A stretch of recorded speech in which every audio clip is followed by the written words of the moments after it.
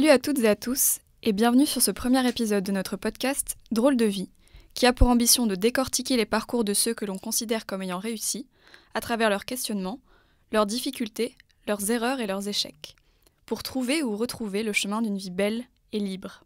Je suis Cléophée, étudiante à Sorbonne Université, membre de l'association Télé-Sorbonne, et l'une des mamans de ce podcast Drôle de vie. Bonjour, je m'appelle Margot, l'autre heureuse maman du podcast Drôle de vie, et étudiante à Sorbonne Université et membre de l'association Télé-Sorbonne. Nous avons aujourd'hui la chance d'accueillir comme première invitée Madame Anaïs Goudement. Maîtresse de conférences à Sorbonne Université, docteure en sciences du littéraire, ancienne élève de l'École normale supérieure rue d'Ulm, entre autres. Elle est aussi agrégée de lettres modernes. C'est une jeune femme qui a déjà un parcours bien rempli, dont on va tenter de comprendre les tours et les détours. Bonjour Anaïs, et merci d'être avec nous aujourd'hui dans Drôle de vie. Bonjour, je vous remercie pour votre invitation.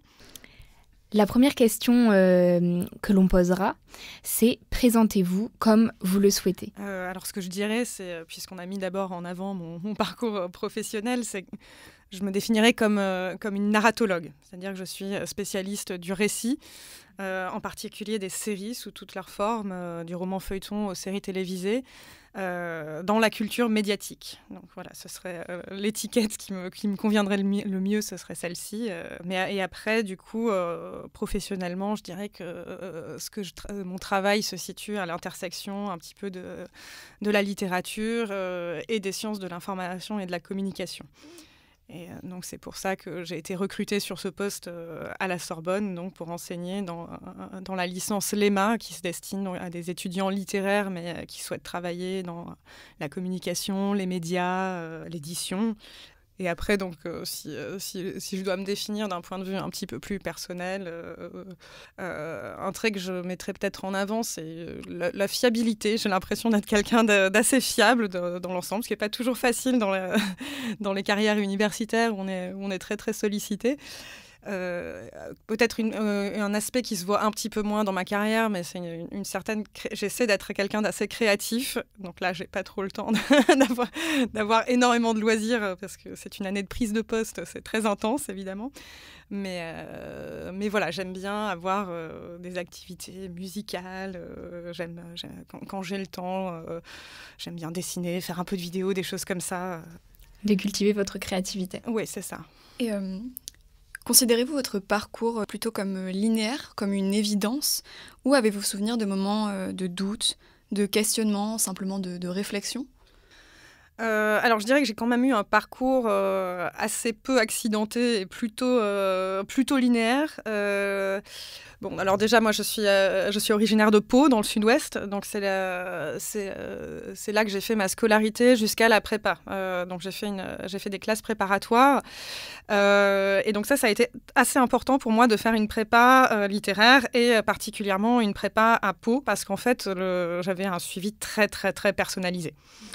C'est-à-dire que en fait, j'ai été en quelque sorte recrutée dès le lycée par les profs de la prépa.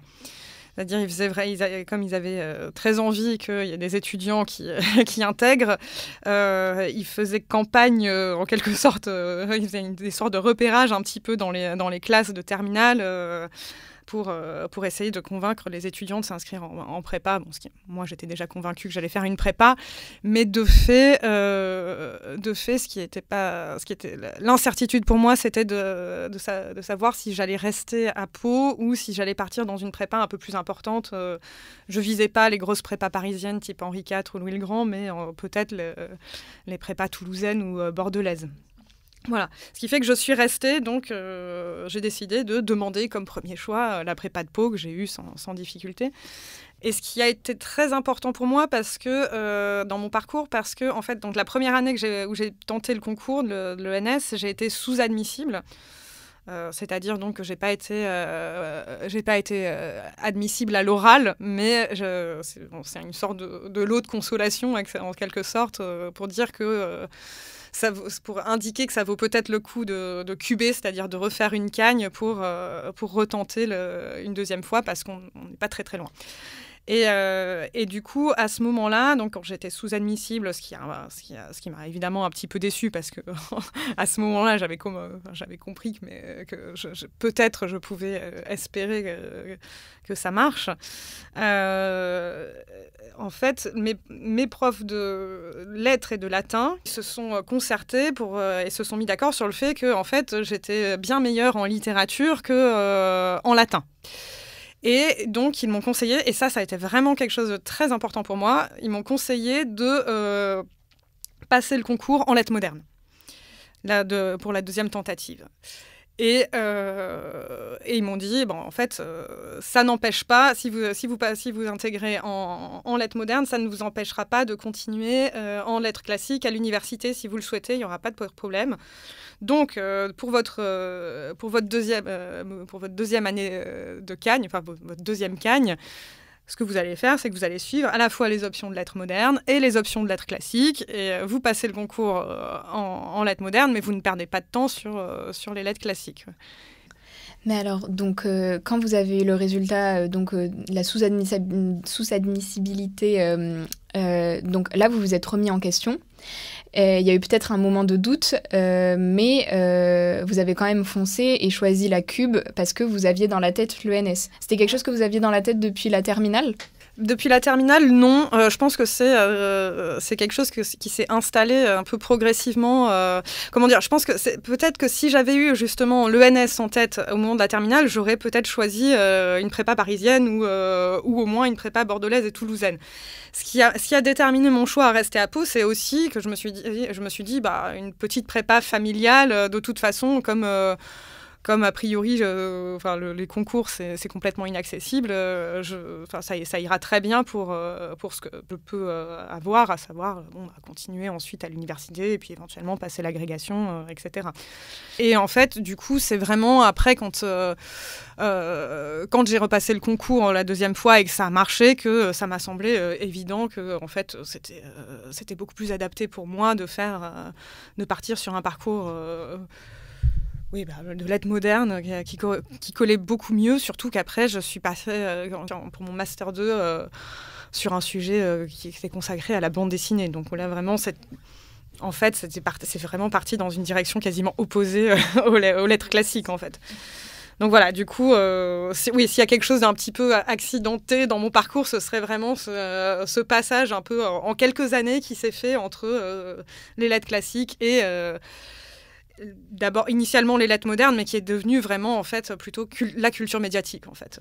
Et donc socialement parlant, cet élitisme, est-ce que vous en avez souffert quand vous êtes arrivée à l'ENS ? Est-ce que vous avez ressenti que vous étiez la fille de province ? Alors, je pensais que oui, mais non, en fait. Oui.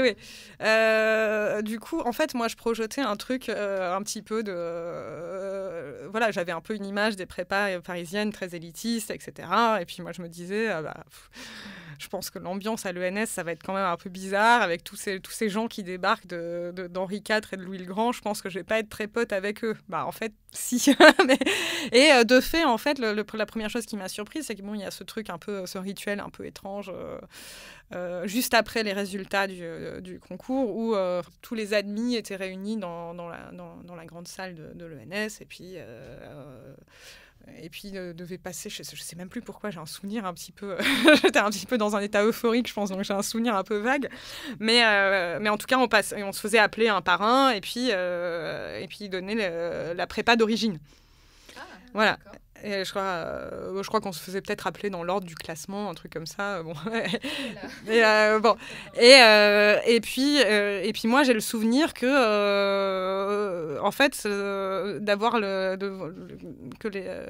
que du coup, je voyais sur le visage de mes futurs camarades de NS qu'ils étaient impressionnés que je vienne de Pau et et j'étais vraiment très applaudie pour ça. Finalement, alors que moi, je m'attendais à ce que ce soit plutôt que ça me marginalise dans l'ENS, en fait, il y a eu un côté vraiment où ça a vraiment favorisé mon intégration, et puis j'étais vraiment très très bien intégrée à l'ENS.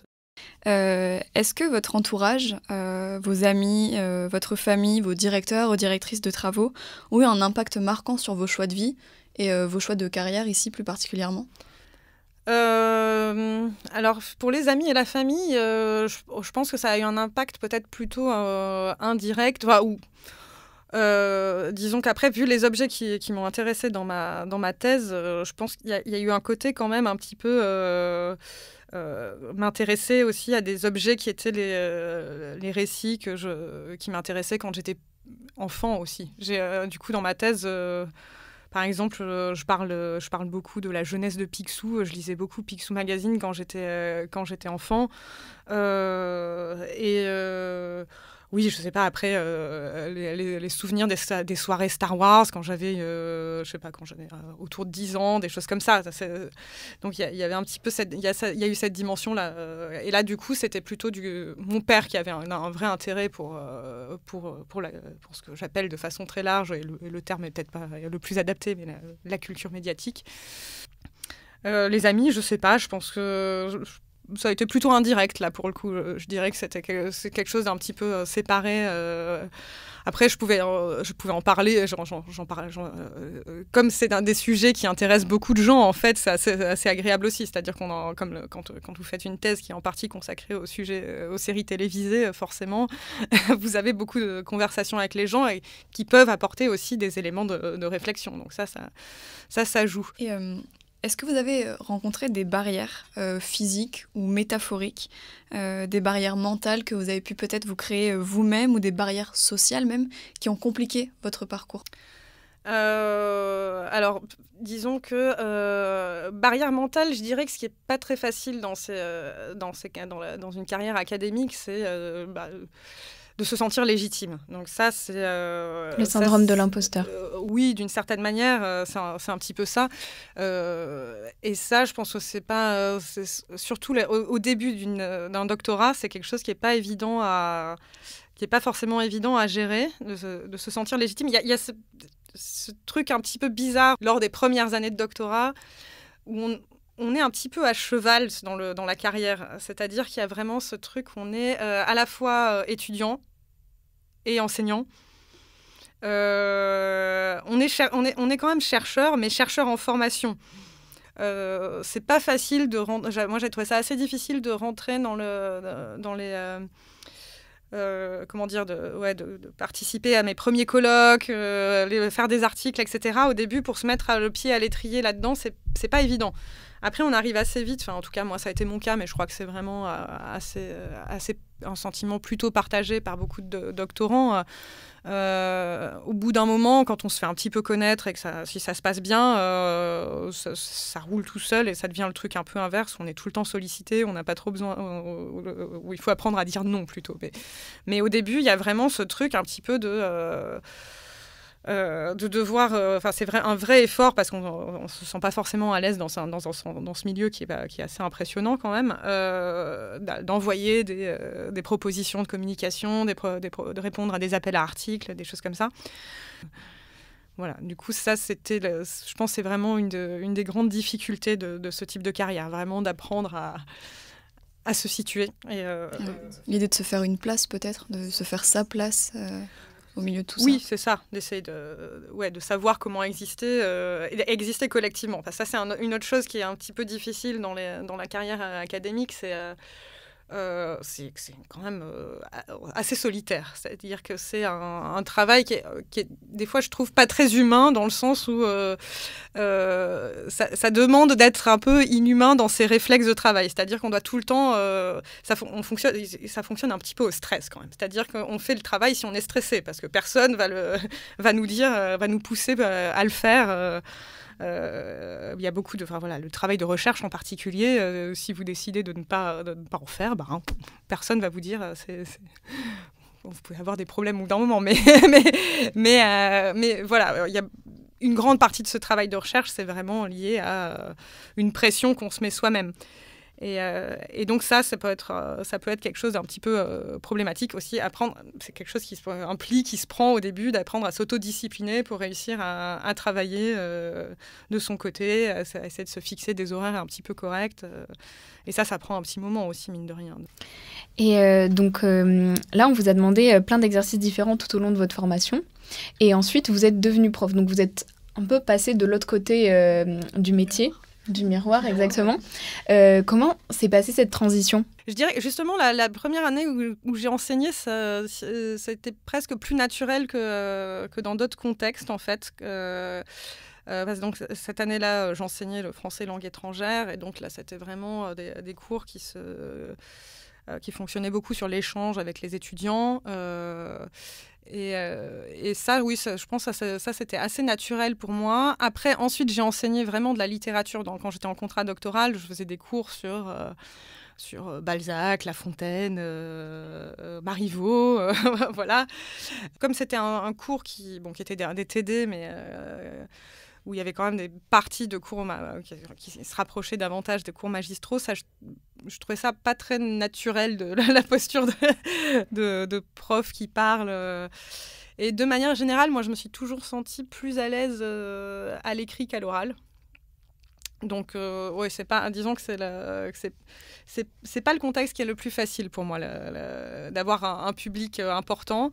De fait, quand on prépare un cours, il y a moins de temps pour préparer les cours, et donc il y a un côté qui laisse un peu plus de place aux imprévus, et tant mieux d'ailleurs, mais moi je trouve ça pas toujours très rassurant en fait. Après, de fait, c'est agréable quand le cours ne se passe pas comme prévu, mais il y a un côté un petit peu, toujours se confronter un petit peu à une forme d'imprévisible, même si elle est quand même relativement modérée généralement, il n'y a pas trop de mauvaises surprises dans l'ensemble. Mais ouais, disons que c'est pas une posture qui est que je trouve très rassurante d'enseigner. Et donc, pour être plus à l'aise à l'oral, quels conseils vous pourriez donner comment vous êtes, entre guillemets, libéré face à une classe ? Ouais, moi, mon conseil, c'est en fait ne pas tomber dans les conseils trop généraux, justement, du type il faut se libérer de ses notes. Moi, ça, c'est toujours quelque chose que j'ai trouvé un peu effrayant. Et où, en fait, je me suis rendu compte un peu tardivement, mais qu'en fait, si on ne se libère pas de ses notes, des fois, c'est pas grave. Il y a pour avoir vu, en fait, différents types d'interventions dans des colloques, différents types de cours aussi, j'ai vu des très très bons cours et des très bons colloques où c'était des interventions très écrites. Donc voilà, si c'est rassurant d'avoir des notes écrites, et que vous avez du mal à vous en détacher, moi je trouve ça pas grave en fait. Voilà. Et donc ça, je pense que c'est pour quelqu'un qui a du mal, s'il y a des étudiants qui ont du mal à parler à l'oral, je pense que ça c'est quelque chose d'important. Si vous avez besoin de notes et de lire des notes, si elles sont bien faites et qu'elles sont quand même adaptées à l'oral, c'est très bien, c'est pas grave. Et donc, pour terminer, on ouvrira donc ce podcast sur les solutions et les conseils que vous apporteriez à la Anaïs Goudman que vous étiez lorsque vous étiez étudiante. Donc là, c'est vrai que ça fait finalement peu de temps que vous avez quitté le monde étudiant. Et vous y êtes toujours un peu en étant professeur. Ouais, je vais y rester longtemps, a priori. Mais finalement, si vous parlez à votre vous...